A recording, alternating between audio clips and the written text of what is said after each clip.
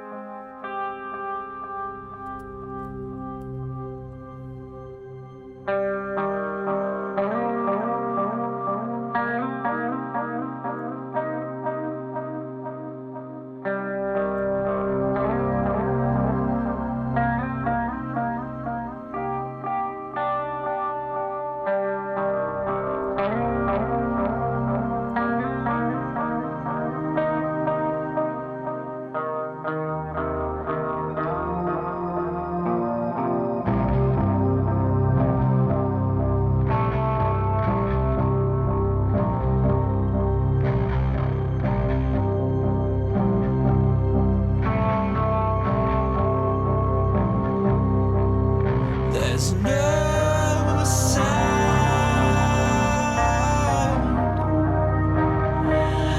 but the engines drone.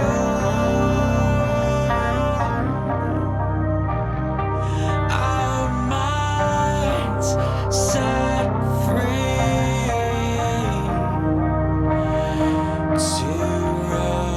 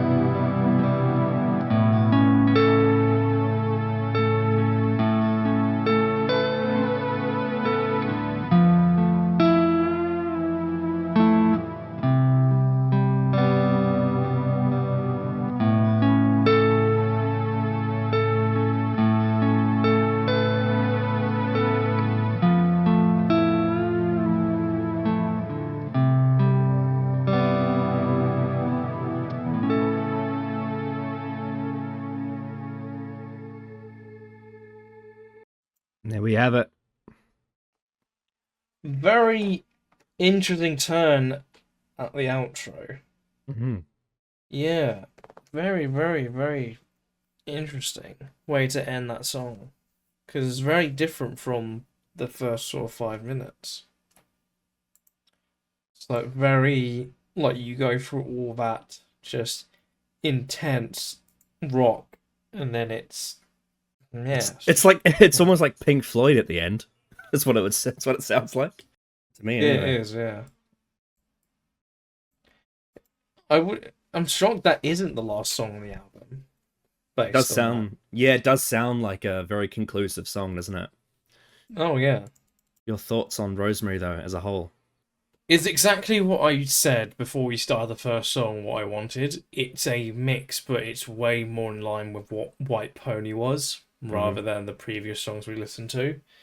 Feels a lot more experimental, but not in a going so far away from what they're actually good at. Mm-hmm. And I feel like these couple of songs, I feel like, are exemplary of that. You know, they're the biggest example of sort of that ideal and sort of philosophy. I love the duality of Rosemary. I love the softness and the darkness combined. I think it's really, really fascinating. The way it kind of starts with that, there's no sound burning out, but the engines drone burning, our minds set free to roam, and then don't no time, now we discover the entry to other planes. Like it's got such a great balance of sound, I think, which is why I think it's able to be 7 minutes, because it does so many different things. The other thing it does really well with its structure is it teases and teases and teases and gives you different versions of the same thing as it goes on. And it's also got a bridge, you may have noticed, which also is a big part of it. Bridge was really great, chorus was really cool. The instrumental outro, just that shift, just very unique. And the storytelling is very science fiction. It's like you're floating in space with the person you love, and they're kind of describing the whole, you know, we discover the entry to other planes. It's kind of like imagine like romance, but because you know how on Diamond Eyes we had Sex Tape, which was kind of like the underwater city and like the waves crashing against each other. I almost feel like Rosemary is more like the black holes colliding, and like the supernovas and all that. It's like a space romance. Beautiful blend of metal and shoegaze. Like it's kind of got half in it, which kind of that sums up really what you mean about doing more of kind of what White Pony was going for, is doing half of one thing and half of another thing. Two things they're very good at and not losing either.